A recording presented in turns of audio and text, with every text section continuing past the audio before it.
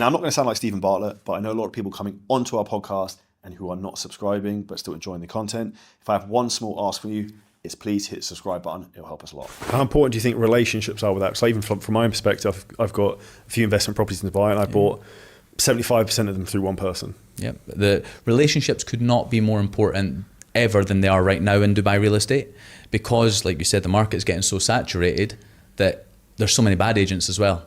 There's so many people that are just here for a paycheck and they won't be here a year from now. The churn rate, I don't know exactly what it is, but the churn rate of brokers actually in Dubai must be insane through the entire market. So the person you might have bought a property from this week, 1 year from now, they might not be here. And guess what? They don't care if you got a good deal or a bad deal, or if that's going to go up, that's going to go down. The good thing for real estate brokers right now is the market is so hot that anything anyone's bought over the past 8 years is going to have went up. So we're all winning right now. But it's longevity. If you've got someone that isn't just trying to make a quick flip, what's going to happen over the next 5 years? What's going to happen over the next 10 years? Are you going to hold those properties? Like in the UK, we don't buy a property and sell it again 3 months later. That's the kind of thing that happens here.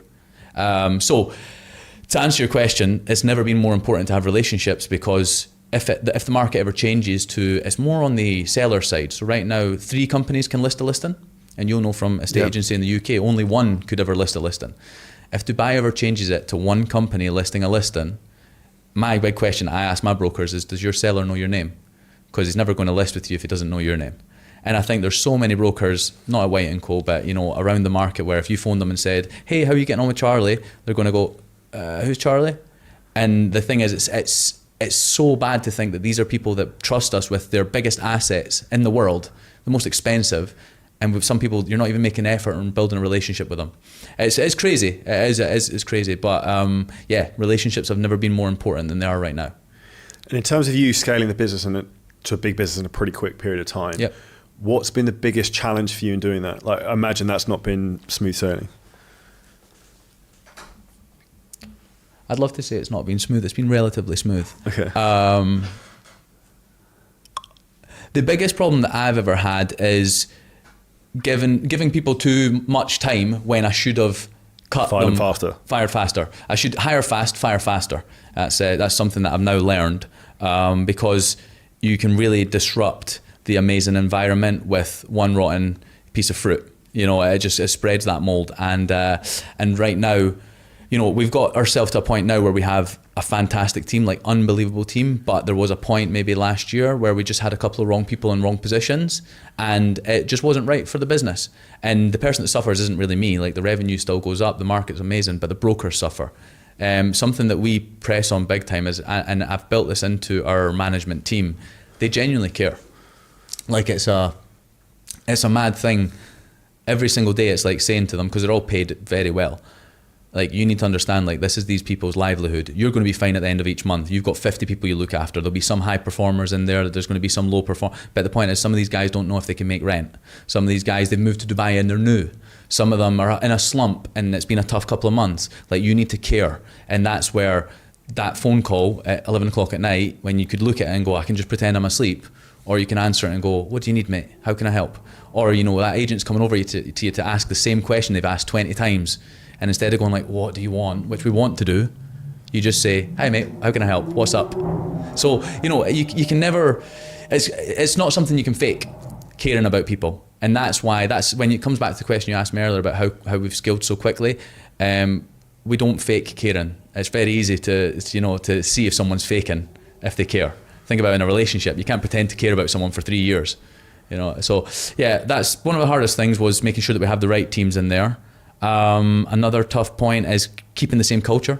You can't throw money at culture. That's one thing you cannot buy, no matter how much money you make. Yeah, it doesn't matter if you've got how many pool tables, it doesn't matter how many, whatever it might be, it needs to come from the guys in there. And we've got our culture right now spot on. There's been times through the years where the culture has dipped, and we've had to, pull in our top guys and go, tell us what's going on, see what's happening. And they go, well, this is a problem. We try and rectify it.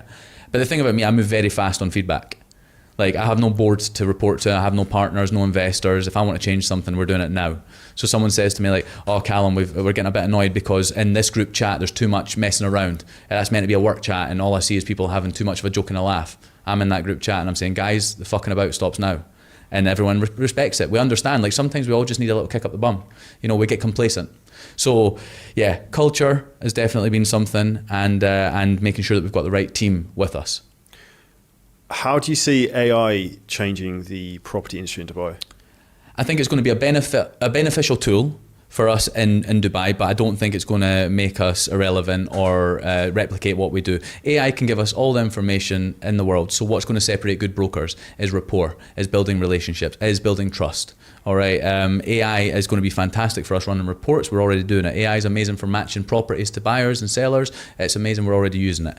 But what it can't do is stand in front of you and genuinely say, like, this is the right place. I've been here for this long. Like, a lot of people don't listen. There's so much data out there that said everyone should have bought property in the past 10 years in Dubai. There's still lots of people that didn't buy.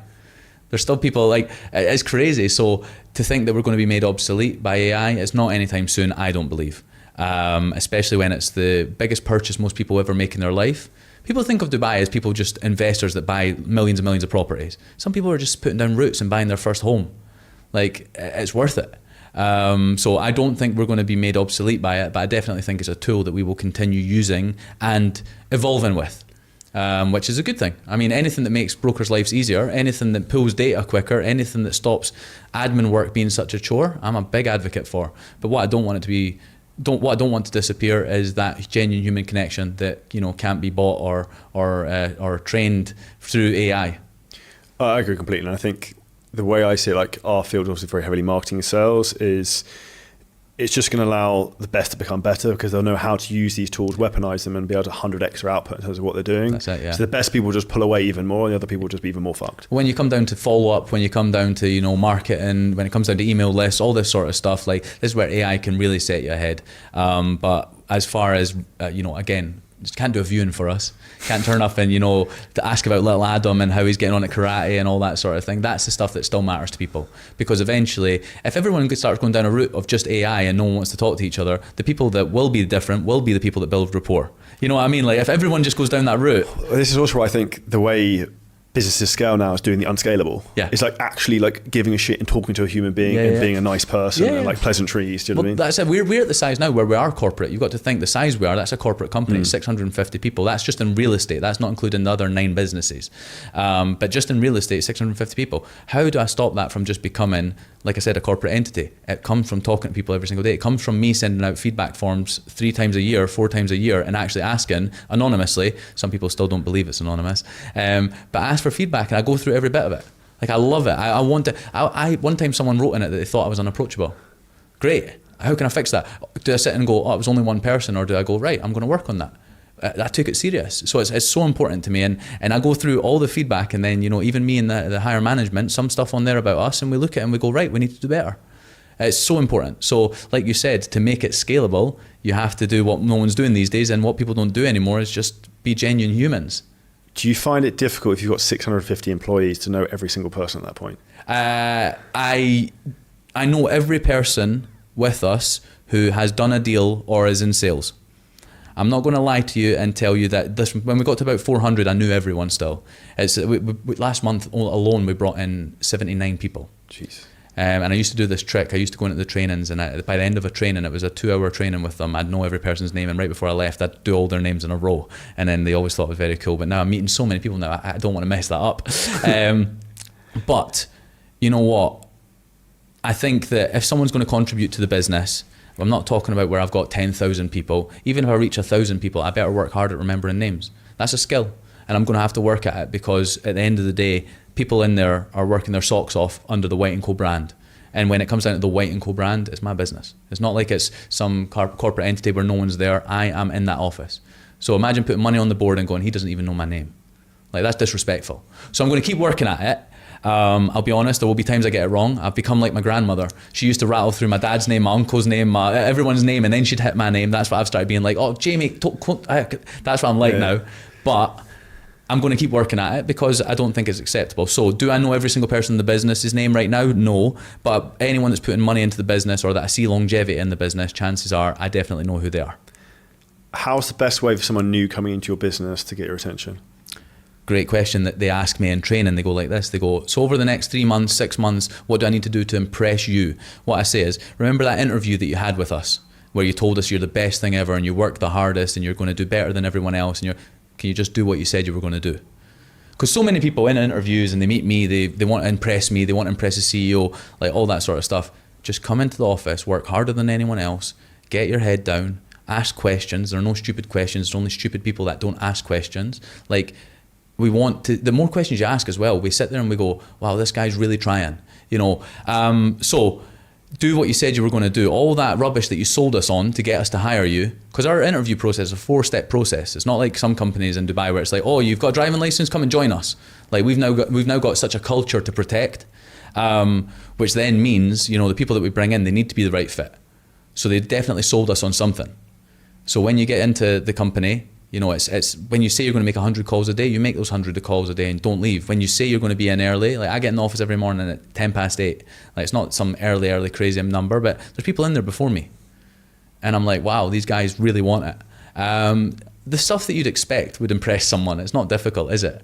Now, if you enjoyed this clip and you're a coach, creator, or a business owner and you want help in terms of how to scale your business using ads, AI, content, marketing, a lot of things we talk about on the show, then hit the link at the top line of our description in the YouTube video. You can book in a call with us and we'll walk through the whole process, audit your business, and show you where there's huge opportunities for you to scale.